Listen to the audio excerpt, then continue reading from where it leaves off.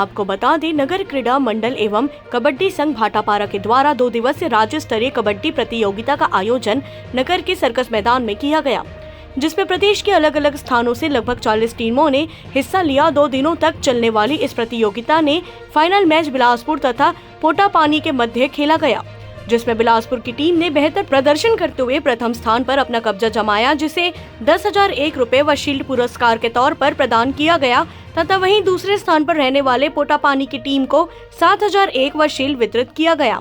समापन समारोह में मुख्य अतिथि के तौर पर छत्तीसगढ़ श्रम मंडल सदस्य सतीश अग्रवाल मौजूद रहे। भाटापारा से अमृत साहू की रिपोर्ट।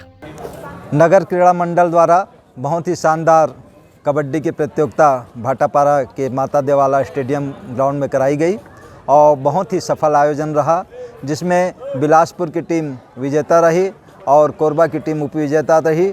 बहुत ही सुंदर खेल का प्रदर्शन कबड्डी का यहाँ के अंचल के खिलाड़ियों द्वारा किया गया।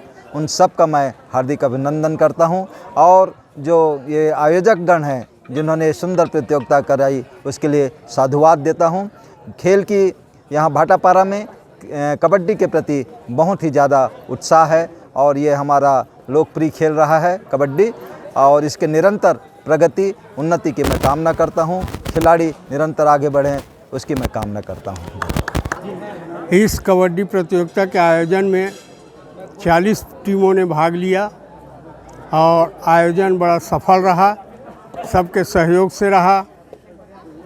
हमारे संघ से जितने जुड़े हैं सभी भाइयों का सहयोग रहा। शहर के जितने गणमान्य नागरिक हैं, व्यापारी हैं, सब्जी मार्केट वाले हैं, ये सब हमको सहयोग दिए और इस कारण यह प्रतियोगिता बहुत सफलता से सुंदर ढंग से आज संपन्न हुआ। कितने दिन का आयोजन रहा सर? 2 दिन का आयोजन रहा। रात्रिकालीन हम प्रतियोगिता नहीं रखे, दिन को निपटाए हैं और इस कारण हमारे पास रात्रिकालीन नहीं होने के कारण 10-15 टीम वाले नहीं आ पाए। सर कितने वर्ष हो गया सर इस आयोजन को? इस आयोजन को कम से कम 10 वर्ष हो गया। 17